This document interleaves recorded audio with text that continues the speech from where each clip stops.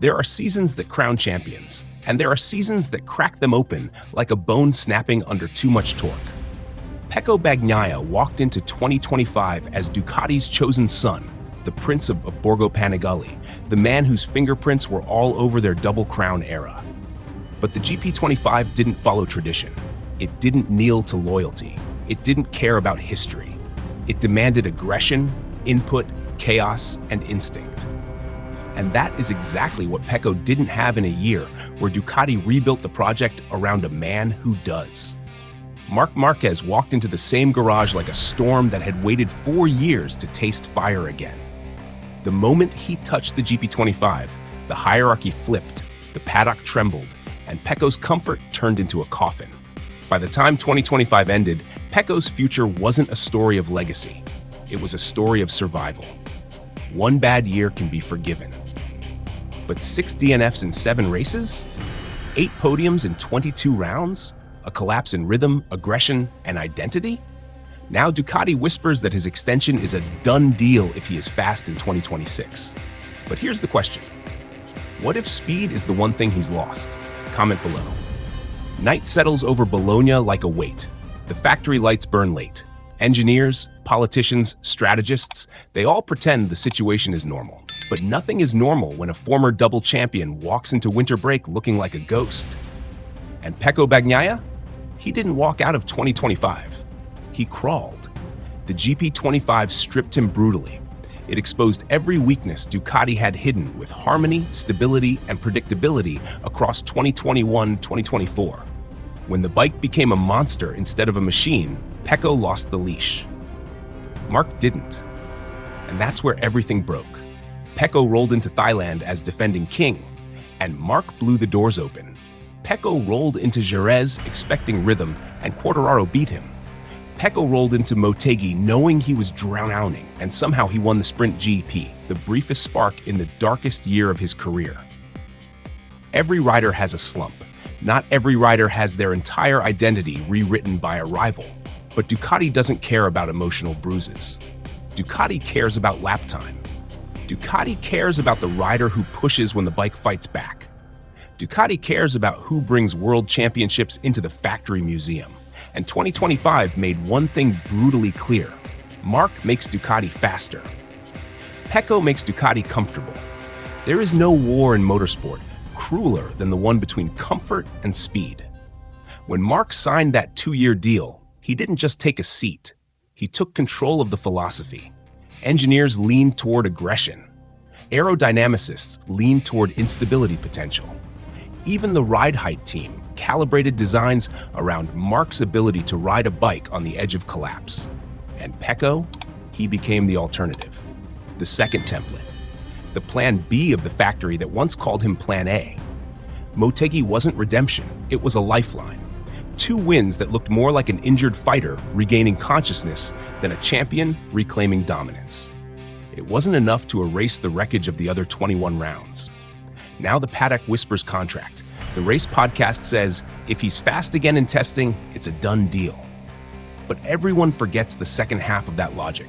If he's not, Ducati won't blink. Pedro Acosta waits. Marco Bezzecchi circles like a wolf. Fabio Quartararo watches from the Yamaha ruins, ready for 2027. Even Aldiguer's Mandalika win put Ducati's future in question. Pecco sits in the middle of a battlefield where everyone wants his throne, and the only weapon he has is speed. The first Sepang test becomes his judgment day. No contract talks matter. No history matters. No emotional speeches matter. Ducati's system is cold. They replaced Jorge Martin 24 hours after Marc said one sentence. They will replace Pecco even faster if the GP26 rejects him, because the only thing Ducati respects more than loyalty is victory. And the opening chapter of 2026 asks one terrifying question. Can Pecco still lead Ducati when Ducati stopped following him? Comment your reaction below. The paddock enters 2026 pretending harmony still exists inside the Ducati garage.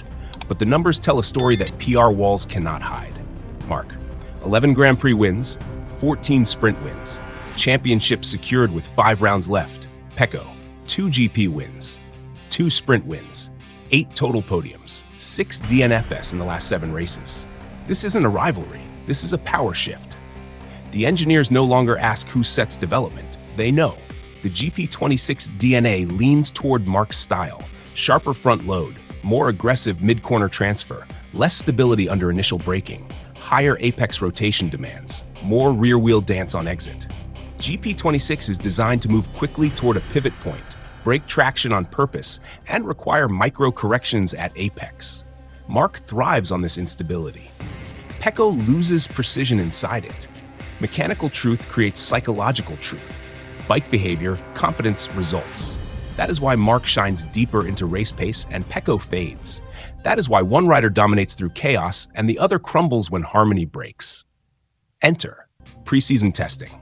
Pecco walks into Sepang knowing one thing: Ducati cannot extend him if he repeats 2025. Not because they hate him, not because they forgot his titles, but because the sport changed, the bike changed, the team changed, and Marc changed the standard. Acosta calls it loudly: 2027 will be the reset. Bezzecchi calls it quietly: 2026 is war. Aldeguer wants a factory seat. Martin wants revenge for Mugello 2024. Quartararo wants escape from Yamaha's purgatory. And Ducati, they want the best rider of the next era. Pecco is no longer competing against Marc alone. He's competing against the future. Every Ducati satellite rider became a threat. Every non-Ducati alien became a contract option. Pecco wanted a comfort zone. Ducati built a battlefield. And here's the part the paddock whispers but never says out loud. If Marc stays, Ducati needs a second rider whose aggression matches the bike's philosophy. Pecco does not fit that profile in 2025 form. This is the harsh calibration of Ducati politics. Marc isn't fighting for a contract. Pecco is. Marc doesn't need Ducati's validation. Pecco does. Marc will only leave if Honda sacrifices half a continent to bring him home. Pecco will leave only if Ducati chooses someone else. That difference creates the imbalance that shapes the 2026 garage. And the biggest pressure point? Pecco knows it. He knows Ducati has replacements for him. He knows Ducati does not have replacements for Marc. He knows testing will decide his future. Not negotiations, not agents, not desperation, just lap time. In this buildup, tension is not emotional. It's mathematical. Cold, sharp.